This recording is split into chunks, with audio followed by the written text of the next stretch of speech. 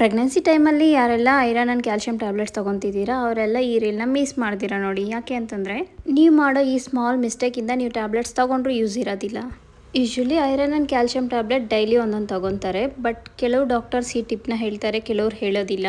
ಕೆಲವರೆಲ್ಲ ಮಾರ್ನಿಂಗ್ ಒಂದು tablet, evening ಒಂದು ಟ್ಯಾಬ್ಲೆಟ್ ಆ ಥರ ತಿನ್ನಬೇಕು ಅಂದರೆ ತಲೆನೋವಿರುತ್ತೆ ಅಂತ ಹೇಳಿಬಿಟ್ಟು ಒಂದೇ ಸರಿ ತಿಂತಾರೆ. ಸೊ ಆ ಮಿಸ್ಟೇಕ್ ಅಂತೂ ಮಾಡಲೇಬಾರ್ದು. ಐರನ್ ಟ್ಯಾಬ್ಲೆಟ್ ತಿಂದಾದ್ಮೇಲೆ ಒಂದು ಸ್ವಲ್ಪ ಗ್ಯಾಪ್ ಇರಬೇಕು ನಮಗೆ ಕ್ಯಾಲ್ಶಿಯಂ ಟ್ಯಾಬ್ಲೆಟ್ ತಿನ್ನೋದಕ್ಕೆ. ಯಾಕೆ ಅಂತಂದರೆ ನಾವು ಕ್ಯಾಲ್ಶಿಯಂ ಟ್ಯಾಬ್ಲೆಟ್ ಏನಾದರೂ ತೊಗೊಂಡ್ರೆ ಐರನ್ ಅಬ್ಸಾರ್ಪ್ಷನ್ ಆಗೋದಿಲ್ಲ. ಸೊ ಐರನ್ ಟ್ಯಾಬ್ಲೆಟ್ ತೊಗೊಂಡ್ರೂ ಯೂಸ್ ಇರೋದಿಲ್ಲ.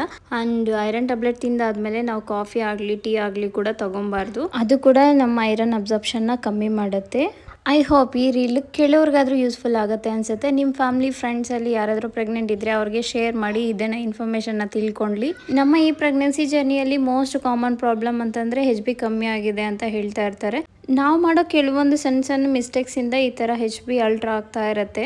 ಸೊ ಇಂಥ ಸ್ಮಾಲ್ ಮಿಸ್ಟೇಕ್ಸ್ ಅಂತೂ ಯಾರೂ ಮಾಡೋಕ್ಕೆ ಹೋಗಬೇಡಿ. And thank you for watching the video till the end. And if you like the video, please like, share and follow for more videos.